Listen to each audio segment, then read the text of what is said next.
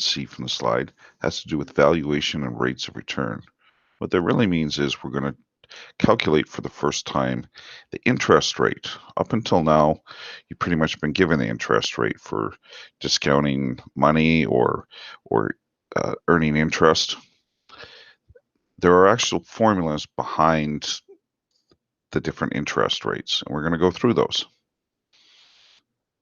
So we're going to talk about how do you value an asset based on the present value of the future cash flows. We're determining the required rate of return and calculate bonds, which is something you did in BMAT class. Also the value of preferred shares and common shares. There are formulas behind those valuations.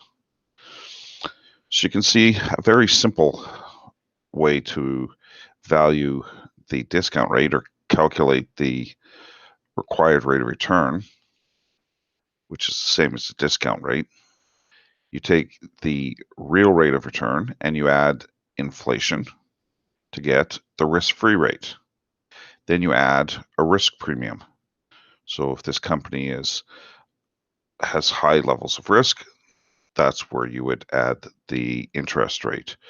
So companies that are low levels of risk, say Royal Bank, would have lower interest risk than a company that was, say, in oil and gas, which has higher levels of risk. You know how to calculate the value of a bond.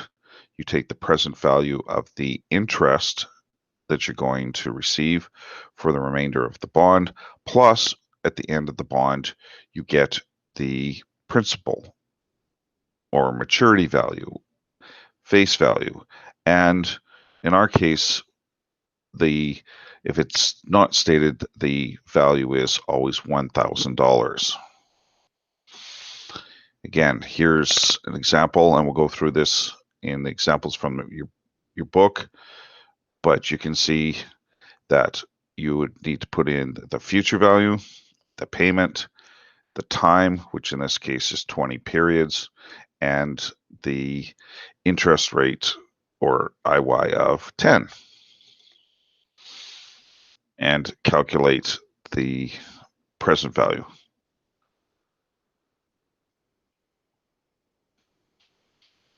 Here's how you do it in Excel. Calculate the present value for the future payments of $100 per compounding period and the $1,000 at the end. Now, as you may remember from BMAT class, as interest rates increase, bond values or prices decrease. They're opposites. If the yields go down, the bond prices move in the opposite direction. They go up. So then you wind up with premiums and discounts, where premiums are where the value of the bond is currently selling for more than the face value. And then you have discounts where the value of the bond or the current market price is selling for less than the face value. You can see on the relationship that as they get closer, as the bonds get closer to the maturity date, they will tend to move closer and closer to par because there's less discounting going on, or there's less period of time to have the premium.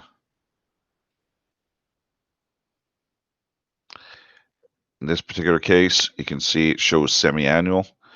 This is where you just enter the numbers, the interest rate of half, and the number of compounding periods as twice as many to adjust for the fact that bonds are normally, most bonds are typically compounded semi-annually. This is pretty much the only time in the entire course where you're going to have to adjust for a semi-annual interest rate. You can do it on an annual basis and your number will be very close, but you'll have to be careful that it would be too far for the software to accept it as a correct answer because it's $4 or $5 off. Preferred stock. You get a set dividend. It does not change. So if your dividend is $5 in the current year, next year it'll be $5. The year after it'll be $5. And there's no end to it. So it acts like a perpetuity. So you have a fixed dividend payment. It does not increase. It stays the same, and it lasts for an infinite period of time, which is a perpetuity. So preferred stock is actually considered to be closer to bonds than it is to common stock. That and the fact you don't get voting rights normally.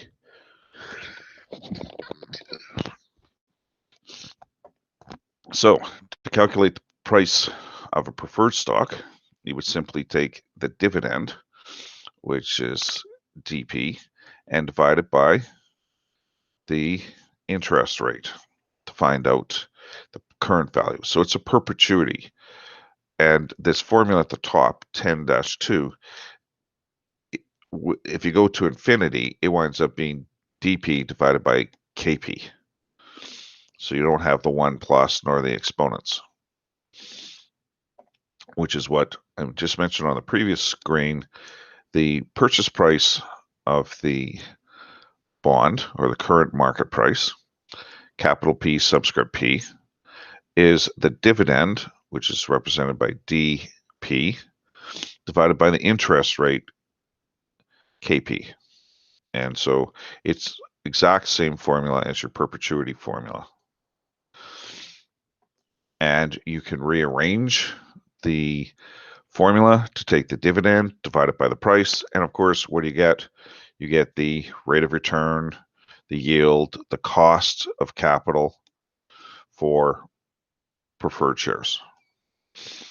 Now, common stock, there should be perhaps a growth rate. If there's no growth rate, then you would treat it as a perpetuity. Now, we're going to deal with bonds, we're going to deal with stock that is normally has a constant growth rate. And you see that in the formulas. So calculate the no growth, capital P, and that's not a O, that's a 0. So that represents the price at time 0. The dividend at time 0, because remember, the dividend is not going to change, simply divided by KE is the cost of equity. If there is constant growth, which means you expect the company to grow by an average of 3% per year, you use the P0 formula. You take the dividend for next year. So if you're in 2020, you're looking at the dividend in 2021. Next periods, annual dividend, not quarterly, annual dividend, because the interest rate and the growth rate are stated in annual terms, so the dividend must be an annual dividend. So you take the cost of equity minus the growth rate, and you divide that into the dividend for next year, and you wind up with the current market price. You rearrange the formula to calculate the cost of equity, which is a big thing that we're going to use in upcoming chapters. So you simply take the dividend next year, divided by the current market price, add the growth rate, and you wind up with the required rate of return.